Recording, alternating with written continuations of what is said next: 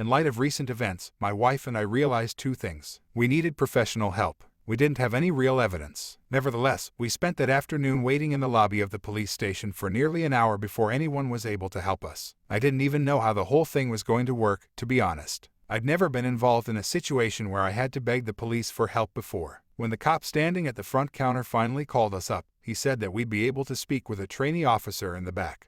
Is there any way we could talk to someone a bit more experienced? My wife asked. Yeah, maybe like a detective, I added. The cop sure didn't seem to like those questions. He simply gestured to the door that led to the back room and said, "You want to talk to somebody or not?" We both nodded and headed towards the door. As the cop let us through, I quickly glanced down at his name badge. Officer Devour. I blinked, once, twice, 3 times. My eyes were dry from lack of sleep and I was sure I'd misread it. But by the time I tried to take a second look, I was too far away to re-examine the letters, even while squinting. You're paranoid, I told myself. No need to tell Carm. And I didn't. The trainee, predictably, was zero help. I mean, he took down copious notes while we told him the story and all the details, but after all was said and done, he basically said there was nothing he could do for us. Why not? We asked. Listen, he said, I've got nieces and nephews, couple fresh babies in the family. Sometimes, I blow kisses on their pudgy little stomachs and say, I'm gonna eat you up. Now, does that sound like a threat to you? Carm and I were pretty miffed by that. I'm sorry, you're honestly comparing those two things. Carm's voice was getting louder. I'm simply saying,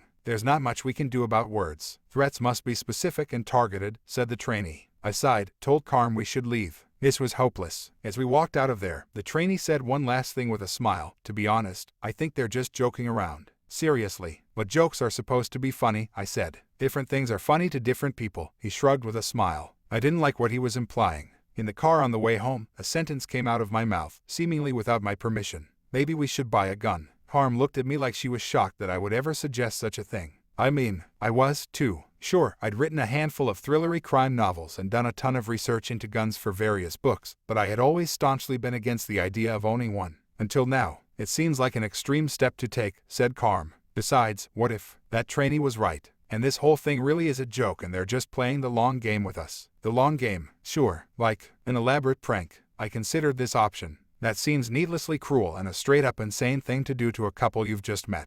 You're right, said Carm. But what's the alternative? It was a very good question. That night, I found myself constantly walking over to our front window. Every so often, I'd stand there and eye the house across the street from afar. Nothing much seemed out of the ordinary, except for the fact that Liz and Dennis kept their curtains closed all day. But then again, I guess there were a lot of people in the neighborhood who preferred their privacy. I began taking notes in my phone, documenting their activity, just in case. Their living room light stayed on until 9 p.m. exactly. Then, the house went dark, save for an orange, glowing hue coming from the upstairs bedroom. I could imagine Dennis and Liz in bed, both with a book in hand, reading, as if they were perfectly normal people who didn't tell their neighbors that they would soon be eating them. Once we got into bed, my wife held out her hand. There was a very small pill inside of it. It was white and looked like a dry, chalky mint. Here, she said. What is that? I asked. It's what I take before plane trips. It's nothing strong, it'll just calm you down. But, I don't want to calm down. Ryan, she sighed. I grabbed the pill from her hand, stared at it for a while, finally popped it into my mouth and swallowed it dry. Then, I waited impatiently for the panic to dissipate. I was awake until I wasn't, but it only felt like a matter of seconds before my phone buzzed loudly on the nightstand next to me, which instantly woke me up.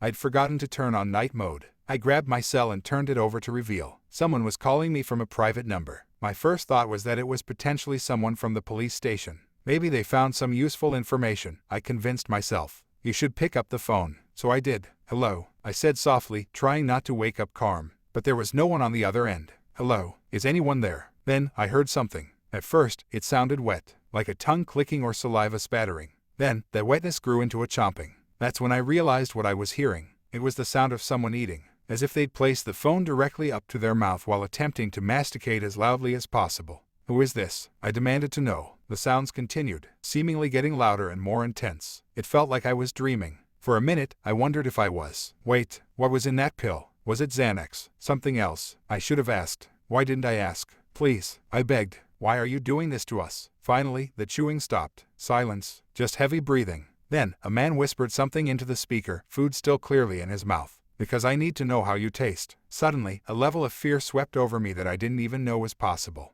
I dropped the phone. I'm not sure even I hung up. I just started shaking and shivering, as if I were suddenly in a blizzard. Please wake up, I told myself. You're dreaming. This is all a dream. That's when I heard my wife say, "Ryan." She flipped her bedside lamp on and the dim light was somehow blinding. "What happened?" she asked. I still didn't know. Was it real, or just a dream? But I knew how to find out. I grabbed my phone, went to the call log, and there it was, a single call from 1 minute ago, which lasted exactly 36 seconds. "What is it?" she asked again.